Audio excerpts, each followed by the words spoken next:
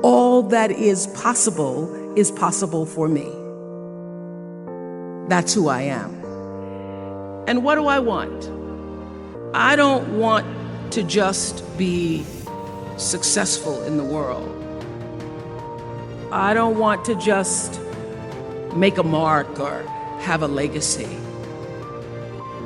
The answer to that question for me is I want to fulfill the highest, truest expression of myself as a human being. I want to fulfill the promise that the Creator dreamed when He dreamed the cells that made up me. What do I want? You must have some kind of vision for your life. Even if you don't know the plan, you have to have a direction in which you choose to go. People remember you. You stand out. Regardless of what it is, you become an unforgettable woman. And that is what we all want. We want to be unforgettable and not forgettable. So doing the right thing, even when nobody knows you're doing the right thing, will always bring the right thing to you. Being connected and aligned with that. When you are tuned in and charged into that, whenever you feel empty, you go inside yourself and you connect to the source and you know that all things are possible. To know that and to choose to do the right thing in service and significance, I promise you, you will create a vessel of service for yourself first, because you have to honor yourself first. You have to give to yourself first, otherwise you have nothing to give away. You will create a vessel for yourself, for your family, your community, and the world.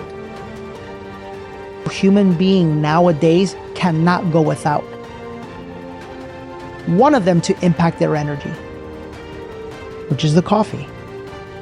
Because they haven't provided their bodies enough nutrition to give themselves the energy that they need and require without it. So they need a stimulant. The second one is to calm their nerves, their emotions, right? And you see it everywhere you go. People literally can't not suck on these vapes. They're addicted to it.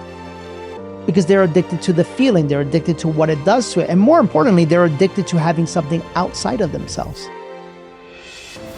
And then the last one, which is the phone, is there to take care of the mind.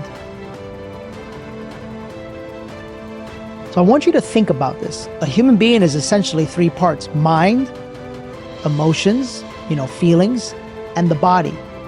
And here you are, your typical human being has to have something which is making an impact on each of those three things. Why?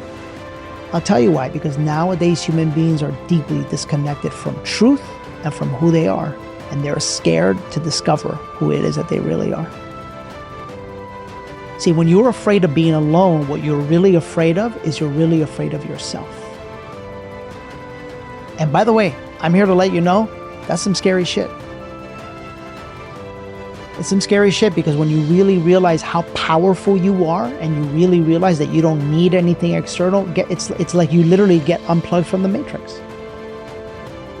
But just like you've always heard me say, you've got to go through the very thing that you fear to find the very thing that you've been looking for. So that's the number one thing I had to get rid of, which was my fear of being alone. And I remember sitting there and I remember making decisions, and I remember speaking to myself. Because I was going through a separation, I was going through a divorce, I was going through the hardest time of my life, which, by the way, sometimes is on purpose, and I'll get to that in a second. But I was going through the hardest time of my life, and it was thrusting me and pushing me back into myself.